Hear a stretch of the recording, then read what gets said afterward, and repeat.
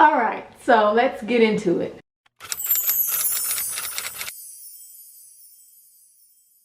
Hi, welcome, and if you're new here, my name is Allie, and welcome to my channel where we're all about positive mindset, healing, tapping into our most authentic self.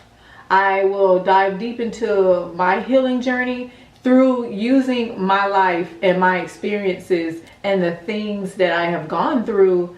And I want to be able to be that inspiration and that motivation that you need to start your journey. If that sounds good to you, do me a favor, please subscribe to my channel and follow me on Instagram, where I get a little bit more deeper into thoughts, into things that really gets to the core. So if that sounds good to you, subscribe to my channel, like, comment, and share this with a friend, someone that you may think needs to hear this. So yeah, let's get started. In today's video, I want to discuss something a little bit different. I want to discuss something that's toward all my mamas out there. For all my mamas out there, this video is just for you. This video is going to dive deep into the hard truths and the real reality of breastfeeding. I kind of have a little bit experience in this there because I have two kids. I have two boys. My eldest one, I breastfed him for up to 6 months. That way I could return to work. Then my youngest child, I breastfed him for like over a year. So I kind of have some experience when it comes to what it really takes to breastfeed and exclusively breastfeed, if that's your thing, for an entire year. And things that they don't tell you, things that are not in the books, things that I had to learn through other moms, and also giving you guys how you can thrive if you're someone who doesn't have an actual support system. Meaning having people around, real life experiences, real life people who went through it, whether it was for a full year or whatever, but who have experienced real life, like real world experience, not just textbook definitions and what it's supposed to be. I didn't have that, and so I ended up having to kind of get creative on creating my support system when it comes to being successful with breastfeeding. And because of that, this video is very helpful because it's definitely going to an eye-opener, like a shocker to those who are either wanting to breastfeed, considering breastfeeding in the near future, and curious about it, or just if you're a partner who wants to be supportive to your partner who is doing the breastfeeding. Like you guys need to learn too. Like you people need to learn just as much as the person who has to go through it physically. With that being said, there's a lot of things that I noticed when it came to breastfeeding off the top, how there were some people who generally just were not really supportive with that decision, that were really shocked that I decided that I wanted to breastfeed my kids. You know, you get those type of comments where it's like, oh, are you going to be able to do that? That's pretty hard. And well, nowadays we got formula, it's just so much easier. Then there's also the people that, you know, make you question your whole decision by giving you fear-based thoughts. Like, for example, saying, oh, well, how are you going to go back to work if you're having to constantly breastfeed? How are you going to be able to go out and have fun if you got to constantly breastfeed? How are you going to be able to do anything when it comes to having a life of your own and going out if you're going to have to be hooked to a baby all day? Those are definitely some that I heard, and they were in my family, and it talked to me like that. Yeah, I know, right? Crazy. Then there are, you know, just the whole narrative that nowadays women shouldn't want to breastfeed because it's shameful, or because we sexualize women's breasts to the point where it's like, yeah, I haven't even realized like these were made to feed kids. That's all they were for. They weren't made to pleasure the opposite sex. So over the years, they've sexualized us. They sexualized what it meant to. And whenever you're somebody who decided that that's what you're going to do, it's looked on as like kind of disgusting in a way. There are those that don't agree with you even breastfeeding, whether it's outside, you know, not just like having your boobs all out, like, but on the lines of they want you to kind of stay in the house if you're somebody that chooses to breastfeed. When you hear those comments, you know, you have those type of people that give you judgmental looks and just makes you feel like that you shouldn't do it at all. Then of course there's the movies, there's the books that tries to make it seem like it's a pleasant experience. And don't get me wrong, there is so much joy in knowing that you were able to provide a means of food for your kids, and that's something that we naturally do. And just watching how they benefit from it and how you benefit from it, it was so much that I can definitely say breastfeeding taught me, because it's definitely hard work. It is hard work to not only breastfeed, but to just build up the supply, because in the beginning, that's all you're about, really. That's all you're about. We're really just all about building up that supply. Now, disclaimer, I want to also bring up that, you know, if you're somebody who wasn't able to breastfeed, or if that's not something that you want to do, by all means, that's fine. I am a formula baby. I truly believe fed is best. However, I just feel like this video needs to be put out there, because there were a lot of things that I went through by myself. Nobody really knows that I had to really battle and fight through in order to become successful when it came to breastfeeding. And I truly felt like, especially with my first son, that I really did not have a support system. I felt like nobody could help me. The doctors wasn't really helpful. The nurses wasn't helpful. The books wasn't helpful. You know what was helpful? Well, in our day and age, we have Facebook. And I was able to start joining some breastfeeding groups that have actual moms who are not only breastfeeding, have breastfed. You know, you could just, it's an actual online tribe. Once I joined that, and I just started saying F it to what society pictures breastfeeding to look like, once I let go of that narrative and I started doing whatever I had to do that felt right for me and my child, I thrived. I was able to produce on each side at least 6 to 8 ounces every 3 to 4 hours. I was able to produce some results, like literally produce results. Either way, I noticed that when I started letting go of how it's supposed to be and actually follow through with what was technically naturally the way of life for so long since the beginning, it's like I thrive better on that end with the actual experiences and the support system. And even for a lot of us who starts becoming a new mom and decides, it's just now starting to get out there. And I'm very happy, because when I had my first child, which was back in 2017, I really didn't have nothing. Like, my mom didn't know how to do it. My grandma, I didn't have no friends that knew how to do it. Nobody. Like, so when I started going in thinking I need to follow exactly what the doctors tell me. I need to follow exactly what the books say. It's very helpful that, you know, a professional can kind of write down their experiences, their credentials, everything that they actually learned, and put it in a book for people to have as a reference. I can really say, like, it's very helpful for, like, the general knowledge. If you're somebody who's never even, like, if you thinking breastfeeding was just something that, you know, you just pop a tit and then bam, the milk is there. There are levels to this. And I feel like books and doctors really just give you general knowledge. They don't really give you that per person type of experience that only that person can go through, because we all are going to go through different things when it comes to breastfeeding and just the journey of it. Now, it doesn't matter at any point when you stop, as long as you know it was your goal to produce milk and breastfeed, whether you did it for the first couple of weeks, which is really vital anyway. So you really did you and your baby such a service.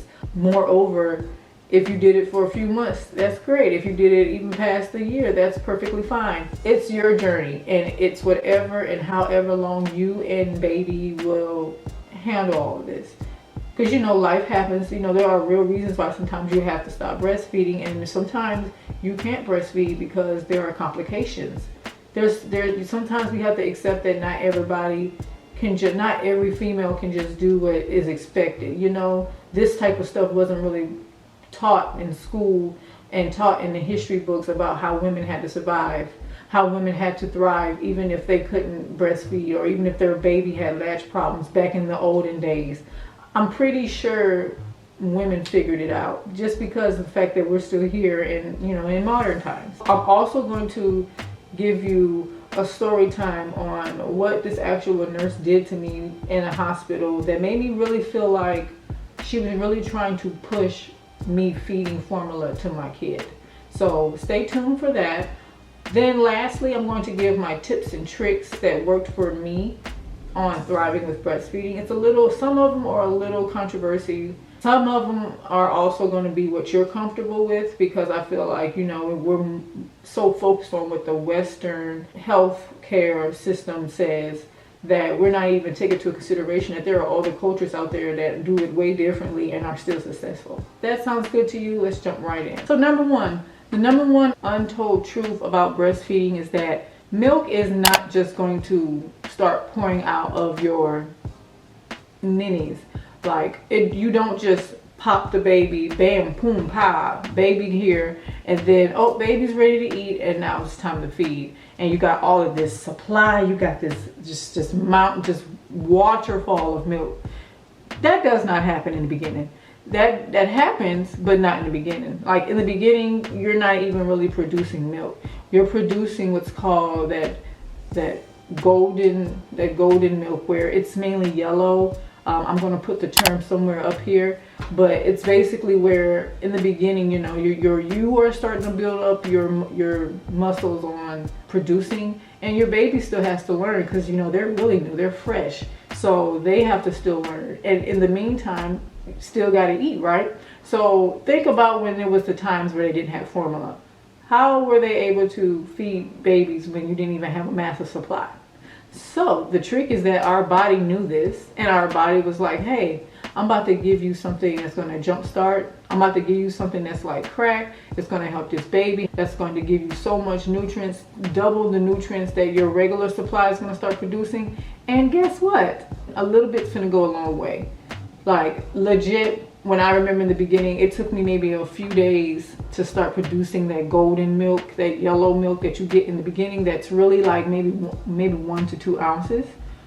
But that's all you're pretty much finna get. Like, that's all your body finna give you. Your body is just finna be like, all right, that's it. We got to keep working at it. This is new for me too. It's the beginning. Like, hold your horses. Nobody tells you this really. Like, whenever I remember at least watching movies and stuff, when they're like portraying a woman, you know, breastfeeding a newborn, that the newborn is just sitting there drinking a whole bunch of milk and is comfortable, and the mom is like, I've done it. Like, no, it is hard to build a supply. I'm just going to be honest. Like, it is really hard to build a supply, especially when you want to exclusively breastfeed. Like, don't get me wrong, you know, you can take your time when it comes to doing formula and doing, you know, breastfeeding. But for me, I wanted to make sure like I did it all the way through. It takes months of constant like breastfeeding and stimulation of the nipples, either from a pump or just from your baby trying to, you know, feed and things like that. It takes maybe a month to really build up at least 4 ounces. This is just my experience. But it really felt like it took that first month. It really felt like that first month was really brutal. Like, it was like, oh my God, like no sleep, because I was on it 24/7, every 3 to 4 hours. Even when in the beginning I didn't have anything and he had a good feed, I would still go and pump, because I was all about trying to make sure that my sacrifices now are going to benefit me later as he gets older and I have a more routine naturally with not only his schedule but me pumping, and making sure that I'm able to make enough supply to have extras for like storage in case my family or my husband wanted to feed. The way you want to think of it is, think about it when you're turning on the sink and you're ready for it to turn hot. So I saw this on somebody's video. I think I saw it. It's like basically when you're trying to go from cold to hot, you know, when you're running the sink, it's a little bit, you know, cold. It's gonna take a little minute, you know, unless, you know, nowadays you can get it really, really, like if you're fancy, you know, when you're ready to wash your hands, you know, you gotta wait a little minute. You gotta wait for the water to start getting hot. And then when you're all done and you turn it off, and then you're ready to use it again real quick, like within those couple of minutes, you notice how it stays hot for a while, but then like let's say an hour later you come back to use it, now you gotta wait again for it to get back hot. It's kind of like that when you're breastfeeding. Number 2 on some untold truths that I learned while breastfeeding is that when it comes to feeding your baby every 2 to 3 hours, yes, your baby's going to be hungry. Yes, you're going to be basically feeding your child, and you are the one that everybody's going to look to for food. And yes, it's going to feel like that baby is attached to you even when you've already given birth. What I'm trying to say is that basically forget that baby needs to eat every 2 to 3 hours. Them babies we want to eat seem like every 15 minutes, honestly. Especially when it's time to cluster feed. Oh my God, like don't even get me started. My whole point is feed the baby when the baby's hungry. Whether that's like 15 minutes, within 15 minutes that you already fed, whether that's maybe an hour or two. Even if like they're having a nap and let's say they had a good feed because they probably ate more that time. So they're a little bit more full. And they're taking a nap, and now you're like, oh, it's 2 hours, it's almost to that 3 hour mark, I need to wake you up and feed. Stop right there.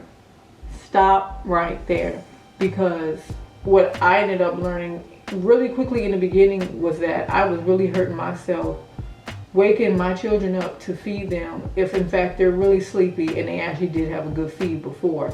Essentially making myself more tired, more stressed out, because then if I try to force them to eat, they really want to eat as much, and then I'm like, what's going on? Like if they're still sleeping and you notice that it is time to feed and they're either like not hungry or let's say a partner already fed them, I mean, what you can do to still promote the stimulation of breastfeeding is that you can go get a pump. You could pump. For what I did was I pumped for 15 minutes either after I already fed, because sometimes you think your baby's all done, but if you pump, you can find that there's still more coming out, which is actually really good to promote more supply and more of a bigger supply.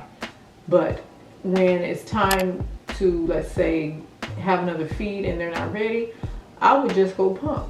Or in the beginning when you're actually not making enough and you want to promote it and you want it to where it can come out more frequently, just set a timer for yourself where every 3 hours or every 4 hours I'm going to pump either one side, both sides, and I'm going to pump it for 15 minutes. I recommend getting a pump that's dual and can be hands-free, just because of time. You could be able to manage your time more. You could do more things while you're hands-free. I've done a lot more stuff while pumping, like literally walking around like with a full machine. So sometimes you gotta do what you gotta do, right? But you still want to be able to keep up with that supply. That's a little hack right there that I learned through Facebook groups, not through the actual books and stuff. And I'm talking about back when I was doing it. So you could just imagine probably how much they've updated now. That so much awareness with the power of technology and social media has done. Number 3, and this may not be the case for everyone, but for me, what I found was breastfeeding did not help me lose weight. In fact, I had to keep on the weight and to keep eating as if I was still like pregnant. The way I can describe it is that it seems like the doctors say like, okay, breastfeed because not only are you helping baby, but you're getting that bond, and then you can help yourself out by losing weight because you're shedding 500 calories every time you breastfeed. What they don't tell you is that if you're constantly having to breastfeed, you got to still put those same 500 calories, if not more, back into your body within the next time, or maybe within like whenever you're hungry, because you are still basically eating like you're eating for 2 people. Because not only do you have to make sure that you have enough healthy nutrients in your milk, so of course eating your greens, your healthy fats, your grains, and did things like that, but for some reason you are still going to be hungry. In fact, I found that I was still eating like I was pregnant and craving certain things. So I don't know who say that you lose weight because you don't lose weight. In fact, I didn't go back to what I consider almost my pre-pregnancy weight until maybe a couple of years after I was breastfeeding my second son. So, and with him, because he ate so much, I was even bigger because I had to basically keep up with the supply. They also recommend, it's safe to walk for 30 minutes because you also don't want to lose calories while you're exercising or doing some type of cardio. But I noticed anytime I would do any cardio, I would do anything that's like pumping my heart up, whether that's doing things that I enjoy like dancing, hiking, going for a swim, I noticed that the moment I'm really building up a sweat and I'm building up the routine to start going maybe like 3 days out the week to go do something active, I noticed just like that my supply is dropping. And I knew my body enough to tell when it was my supply dropping versus me just probably not eating right, because I would still eat right. I would still eat the amount of calories I needed. When then I would start exercising while doing that, and it seemed like it was not helping. So then I felt like I had to completely really stop doing exercising all on its own. Like I was still active. Anything higher than that, supply dropping. So some people may have lost a lot of weight, but I don't feel like I lost weight with it, and I felt like it really took a toll on my confidence, because I did go in ignorantly, going in thinking, okay, I can breastfeed because of this, that, and I was really finna get excited about trying to lose this baby weight, and I was like, well, that'll help me out. But that wasn't the case. The fourth harsh reality that I learned with breastfeeding is that it's basically like a full-time job. Like when I tell you I was like at it, I couldn't really go nowhere. I had to time my errands. So I had a time when I went grocery shopping, because I knew that at a certain point I was going to need a feed or I was going to need a pump. I also knew that I needed to be able to keep up with certain things on my checklist to make sure I had the same supply. That's making sure I have oatmeal. That's making sure I had enough protein in my groceries. I'm making sure I drink enough water. So it was just so many stipulations that come with it, like a job. Like you have these type of qualifications and these type of things and requirements and things that you do on your day-to-day job. That was me. Like once I'm done feeding, okay, now it's time to go and pump afterwards. So I couldn't just go and do anything right after. Or let's say I'm out having a good time but my baby's ready to feed, I have to stop what I'm doing and go feed. And like sometimes I was pumping like 6 to 8 times a day, so 24/7. So it felt like literally a 24-hour job that just never quit. So I had to plan dates, I had to plan all that stuff. If I felt like at one point I had to plan my life around breastfeeding. And it was okay because that's what I wanted, but I didn't realize like you really feel like you pretty much, breastfeeding was my job. Like if anybody was to have asked me what was my occupation, it was breastfeeding, because that was some hard fucking work. The last untold truth that I didn't learn until breastfeeding, not all of them, but I want to say a good amount that I not only experienced, but stories that I've read, heard, and been told, that doctors, the healthcare system really does not support moms who want to breastfeed. At least like take it seriously, like really exclusively breastfeed. And it's even lower for people of color. So story time.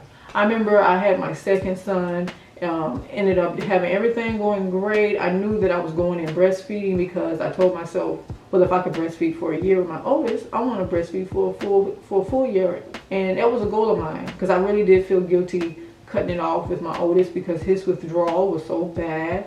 And I really feel like I did that just so I can go back to work. And it really didn't feel like it was fulfilling, because then I started getting anxiety, separation anxiety, and just all that. But anyways, yeah, so I ended up, letting them know like, hey, I plan on breastfeeding. You have to let them know like, what are your plans? And they were all bored. Like I told them how successful I was with my first one, what it took. I already know, like I'm pretty much a veteran at this point when it came to breastfeeding. And it comes to now having my child. I ended up having a C-section. And, in the beginning they were like, well, hey, if you're really not comfortable, trying to breastfeed with all the stuff that they have to give you for medication that they have to give you for the surgery, we can kind of give him a bottle right now of formula, and then right afterwards when you're up for it, you can start breastfeeding. So because it wasn't my first time, I was like, fine, we'll do it the first time, just because I knew like at this point what's it going to take. So I wasn't really so strict like with my first one on, I need to do like this, he can't have this, he can't have that. I was kind of a little more like, it's fine, it's whatever, because I knew that was going to be his only time he was going to have formula. Okay, so now here it comes the second time, and they see me breastfeeding, like they're seeing me in the position of having him there, and I can remember her looking over and she's asking me questions, and she's like, they have to do their part job wise, make sure that they tell me this information, because they have to say their part. So I'm like, yes, understand. I did have some questions I just wanted to ask to see if she kind of can answer them for me, because I didn't ask these questions at the last. I didn't ask these questions with my first son. So I was, you know, kind of curious about some things. She really didn't have an answer for real, for real. She just told me, look it up, you know, look at this book, you know, just generic type of answers. And then she goes straight into, well, do you want me to grab you some formula and go ahead and feed him? I'm like, no, I already am feeding him right now. You know, I told you I was just gonna breastfeed. That was just a one-time thing. She was like, are you sure you don't want to have it? I mean, it's okay. And I was like, no, I'm good. He's okay. Then as she walks out the door, I'm thinking she's gone. She comes like right as the door is closing and say, well, I'm gonna just leave this right here just in case. Y'all, she still left it. She still like was pushing the issue with this freaking formula. And I'm just like, and I'm looking at my mom because she was there. And I'm like, okay, are you just gonna keep that formula there? Like, I did not just tell you no like so many times. And it's not like I was coming from a sense of I'm nervous. I'm fully confident that I'm getting ready to start doing this breastfeeding. So I really understand why they do it, but at the same time, you don't do that to somebody who not only told you they've done this before, but at the same time, this is what I wanted, and you were just going to keep overstepping yourself. So I basically was like, okay, well, that's her thing. She want to waste her time, waste some formula. It sat right there and just sat there for that whole day. And when she finally came back with her shift the next day, she saw it. She was like, oh, the formula's still here. I was like, yeah, I'm not using it because there's no need for it.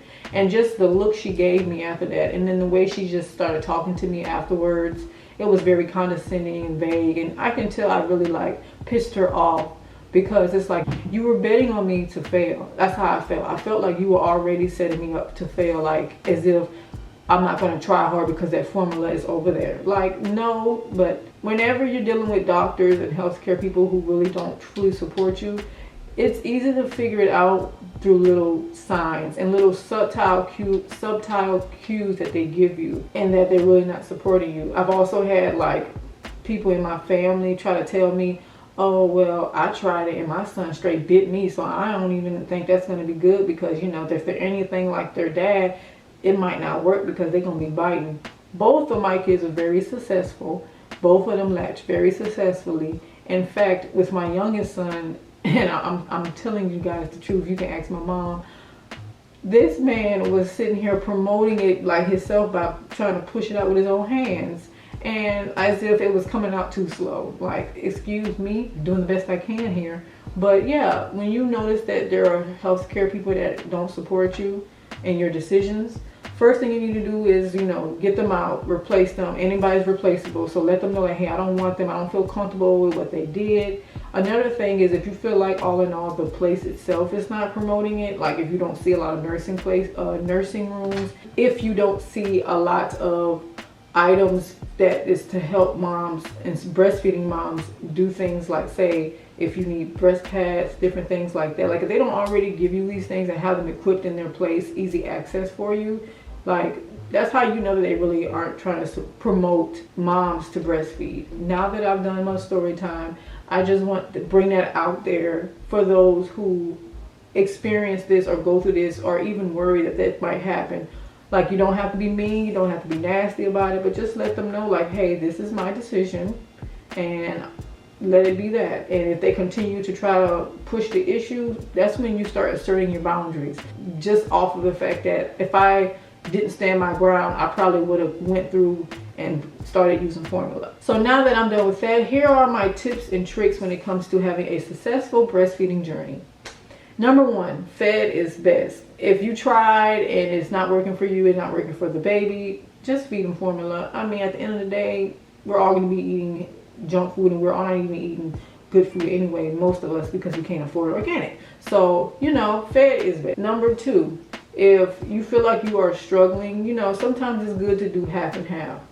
Sometimes it's good to do breastfeeding and then also putting in formula, if you're comfortable doing that. Another trick that is to have a support system. If you don't have one, then I'm sorry.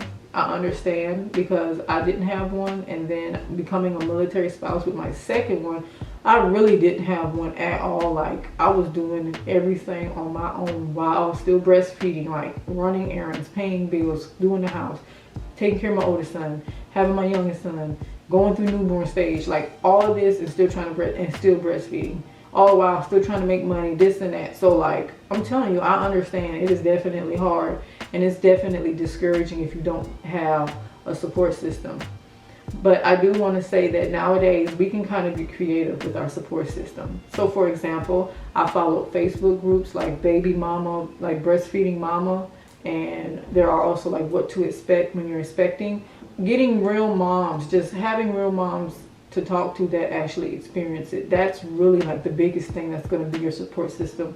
And for me, with the way the internet is, I really learned so much online with other moms that I don't even know than I did with my freaking doctor and the books and the classes. Like, y'all, I'm telling you, get some real people that really did it. Another tip is to sacrifice all of the sleep, like to go in with the mindset that if I work hard now with staying strict with my routine, staying strict with my eating habits, staying strict with everything that I need to promote building a supply, if you really work hard in the beginning, I promise you it's going to pay off, because then you will have where your body naturally, lets you know by the letdown that it's time to feed. It's going to be so much easier to give you a break because you then can be able to have a supply in the refrigerator for your friends, family, partner to feed.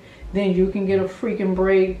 Then of course there's the, like if you're in a car and traveling, because I've had to do that too. I've had to pump while I'm traveling back and forth from moving, breastfeed. I'm like it was crazy. Enjoy your food. Enjoy it. Like, don't be so worried about trying to lose weight. Don't be so worried about how much weight you're gaining. You're beautiful regardless, because you produced this baby and you came out and you're still here. So if you want some good food, eat it. Now, this is not to say to go around eating just junk food. At the end of the day, incorporating a well-balanced meal does give you more fat in the milk. But at the end of the day, eat what you want. Eat what you want. And then lastly, to help with your breastfeeding and to make your journey so much easier, get a pump. And I prefer an electrical pump. Get a pump that is not only dual bottle, but you can adjust it, you can plug it up, you can carry it with you wherever you go. It's portable. For example, I use the Medela, and I use the Medela dual pump. I got that through my insurance, so you can see if you have it through your insurance. If not, see if you can need it as a gift, or you just have to go buy it. But it is truly a great investment, and that's what really helped my breastfeeding journeys, because even when the times where they didn't want to eat and I knew I had to get this off of me, because after a while, when you start having such a huge supply, it's going to hurt. It's going to feel and it's going to hurt, and you're going to have to let it go. You have to let it out. You got to let it go. So I'm telling you, having that pump truly gave me relief on so many things. And once I realized I'm not about to keep waking my child up to promote the breastfeeding. If he didn't ate good and he did everything else and he not complaining, and it's time for me to build it up and start a session, I'm gonna just turn on that pump, because it still mimics how a child is. Nothing's gonna exactly be like the actual live human. However, they've done a good job at making it almost as if a baby is the one giving the breast the stimuli. And there you have it, you guys. I have gave you guys my experience, my journey that I went through while breastfeeding. Hopefully you guys could take what you learned here and incorporate it with your life, or go share it with a friend or somebody that you know right now is currently going through it. If you're interested about breastfeeding, I just want to say do it. It is really rewarding. I learned a lot about myself and what I can do if I keep pushing myself and just focusing on what I wanted. That was truly the one thing that I felt like I went against the grain with everybody in my near circle was trying to tell me. And at the end of the day, it worked out. And I inspired them to try it. So at the end of the day, do what you feel is best. Fed is best. But this is my experience, and I hope you guys learn something from my tricks and my tips and just my story time and everything. So with that being said, bye.